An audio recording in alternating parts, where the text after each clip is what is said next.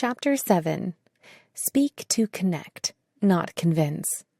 We've all been there, armed with the perfect logic, the right words, and a bulletproof point, only to watch the other person shut down, withdraw, or explode. Why? Because being right isn't the same as being real.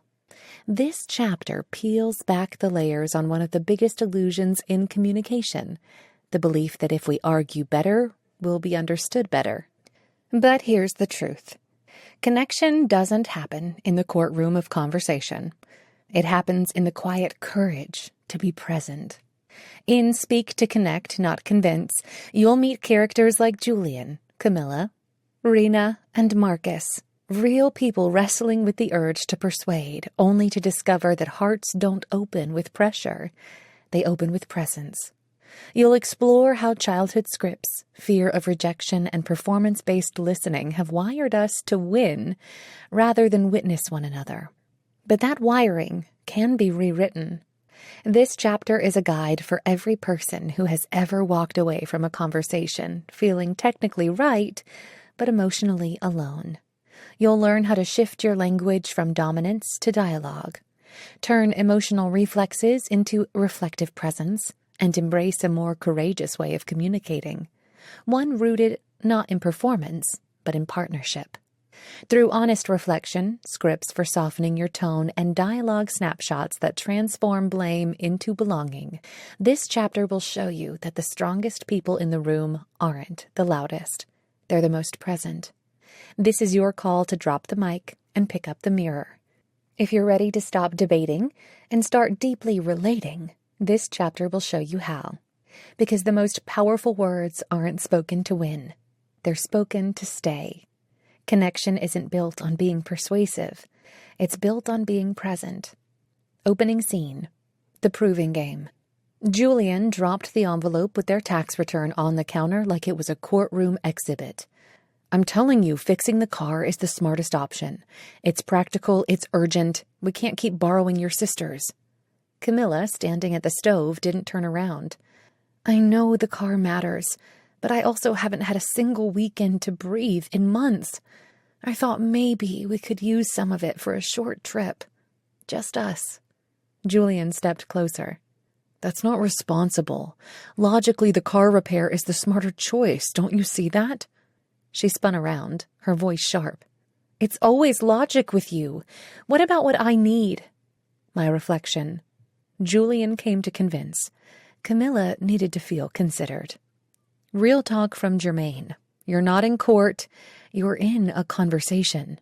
Most people speak to prove. We approach conversations the way a lawyer approaches trial, armed with evidence, anticipating objections, and ready to win. But life is not a courtroom, and your loved ones are not your opposition. Convincing centers you. Connecting centers us.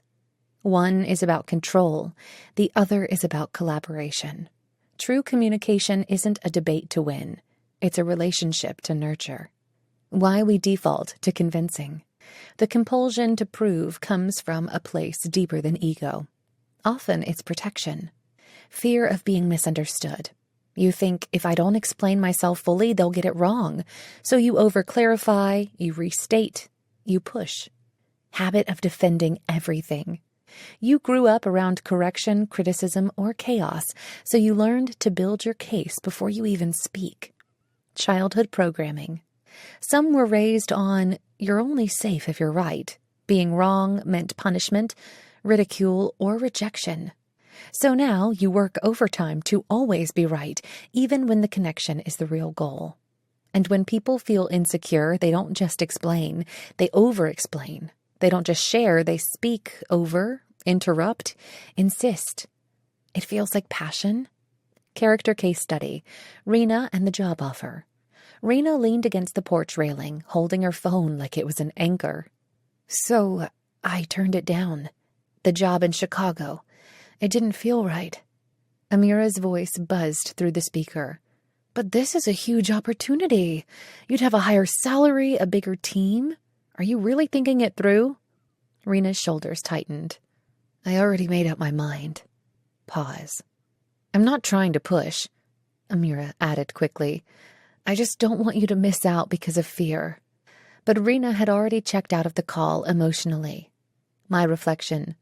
Amira thought she was helping, but Rena didn't feel supported. She felt second-guessed. Teach. Speak to be with, not over. When someone opens up, they're not inviting you to take control of the steering wheel. They're inviting you into the car.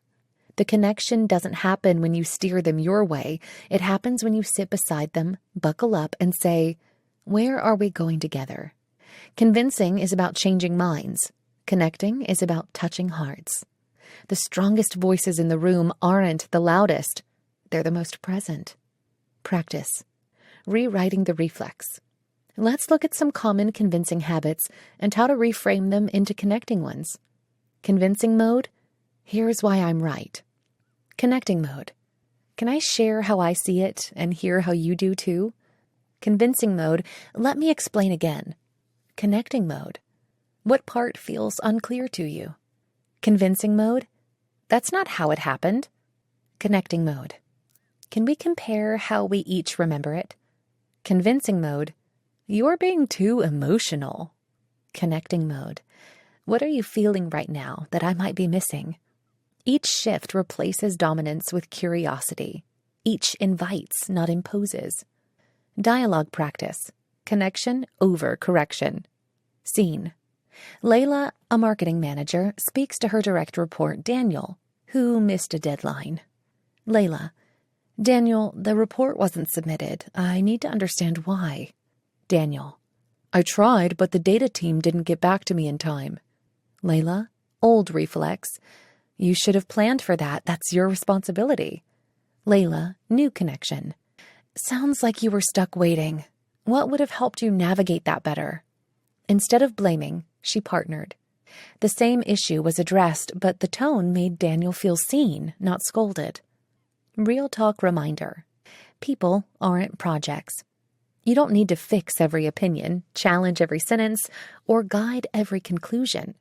When someone shares a truth, they're not always asking for a counterpoint. Sometimes they're just asking, do you care enough to hear this? Presence answers yes without needing punctuation. Author reflection. The conversation I didn't win, but didn't lose. There was a moment when someone I loved was struggling. They were venting, raw and emotional, about a decision I didn't agree with. I had every argument ready, all the logic lined up, every reason they were wrong. But I stopped.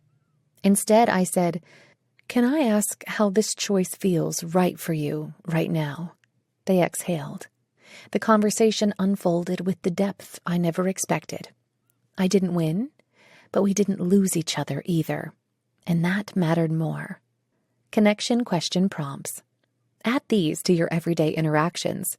Use them to open instead of override. What matters most to you in this? Can I hear your thinking before I add mine? Is this something you want input on or just a space to say it out loud? Do you feel heard right now? Or am I missing something? These aren't scripts, they're keys. Use them to unlock rooms that otherwise stay shut. Closing hook. Convincing proves a point. Connecting proves you care. It's easy to be right, but are you willing to be real? Are you willing to stop defending and start discovering? The people who change conversations aren't those who speak louder. They're the ones who listen longer, who ask before advising, who show up to understand, not to overpower. You don't connect by winning the debate. You connect by staying in the dialogue. Speak not to prove. Speak to be present. That's where the real connection begins.